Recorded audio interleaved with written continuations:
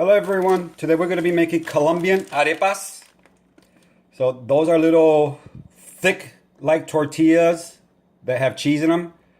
When I used to love eating those when I lived in South America for 5 years. I lived in Colombia, and it was one of my favorite meals.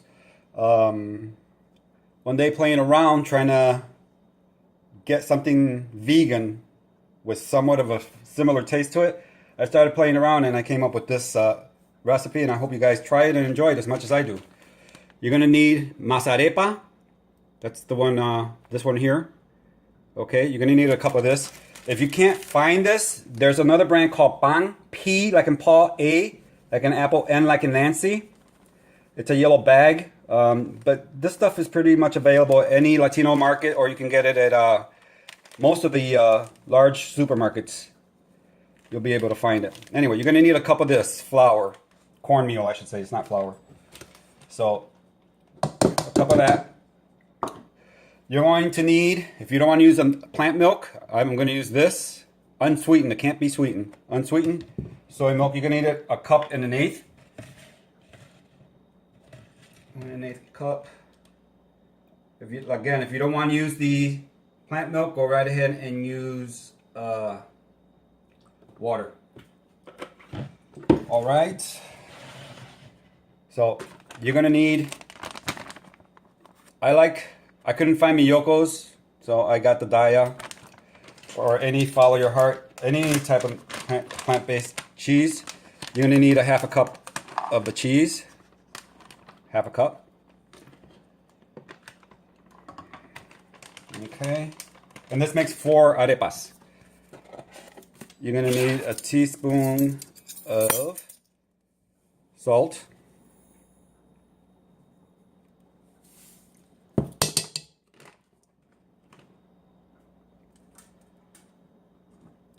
The unconventional part of this whole recipe is this. You're going to need a tablespoon of nutritional yeast. Sorry, the plant-based cheeses don't really have that kick, that cheesy kick that the sharp cheese that they use in Colombia for this. And then also the unconventional part is miso. You're going to need yellow miso. So you're gonna need 1 teaspoon of miso. Go ahead and add that to your milk or your hot water. And then you're gonna need a half a tablespoon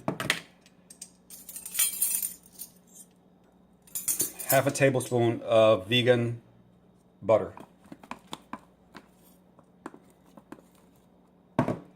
So that in there, whisk it up.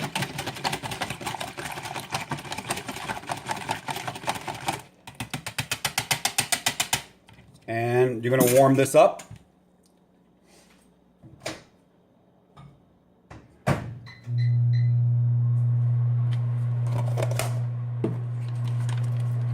the meantime, take all this, mix it up really well so the salt incorporates the nutritional yeast. And surprisingly, this comes out really delicious. The first time I made it, I just used the regular vegan cheese and it was just like missing something. So I found that adding the nutritional yeast and the miso does take it up a notch. It gives it a nice, deep, cheesy flavor, and it seems a little more like the traditional flavor. So, and let me go ahead and get the milk.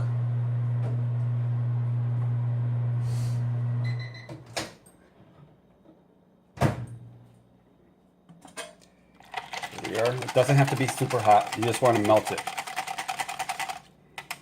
Now we're going to add this in thirds,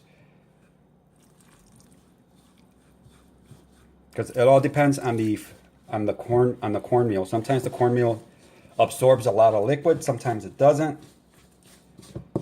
So just add it in thirds.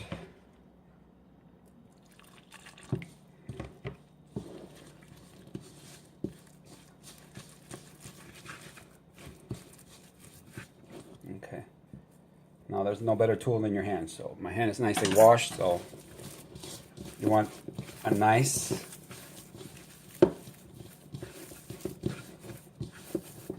you want to almost like peanut butter. There we are.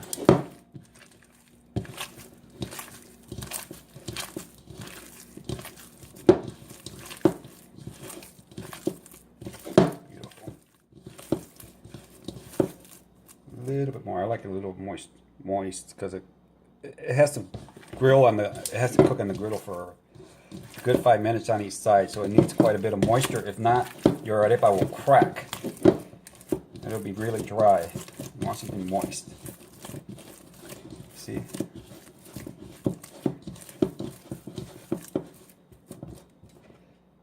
A little bit more.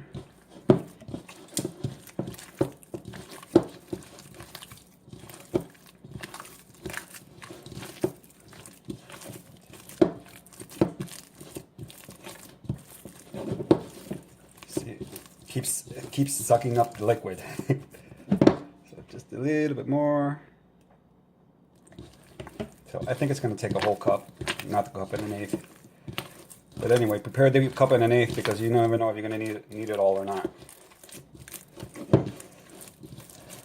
Okay, there we are. Beautiful. You see how it's like peanut butter? Sticky to you? Now we're going to let this sit for about 5 minutes so it can complete absorbing all the liquid. All right, I'll be back in 5 minutes. So here I have a Ziploc that I cut on the side. See how it opens? It opens this way, and then I just cut it on one side. Okay, so what I do is I add a little bit of oil to it. I already made a couple of arepas ahead of time before I showed it to you. Anyway, I put a little bit of oil. Then I take the masa that I remember that I made into a little ball. Put it in the middle. Then I just flatten it out, and then I roll it out. Try to make it at least about an eighth, a little bit larger than an eighth of an inch thick. You don't want this to be a tortilla. You want this to be an arepa. So, see how it looks? Nice of that. Just to give you a sense. Yeah, it's how nice and thick you want it. Take a bowl, and whatever size you want the arepa to be, and then just press down on it. Gently move it around. And here's your arepa. There we are, guys. You see? Almost looks like a tortilla, but it's a little thicker. So here I have a non-stick pan. Spray a little bit of oil on it.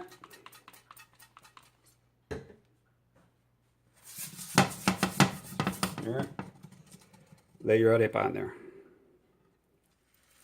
Okay? Let it cook on 5 minutes on one side, flip it, 5 minutes on the other side. I'm going to go ahead and continue making the other ones. There we are. See the beautiful color of the arepa?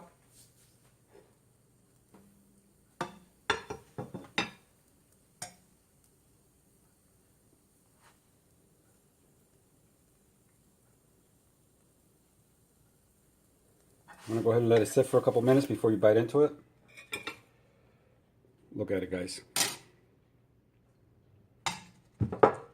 Put your next one in. Spray a little bit of oil. Smear the oil. Put your next one in. If you don't want to cook up all your arepas, you can form them out, just like I did, and put them in between wax paper, and you can freeze them.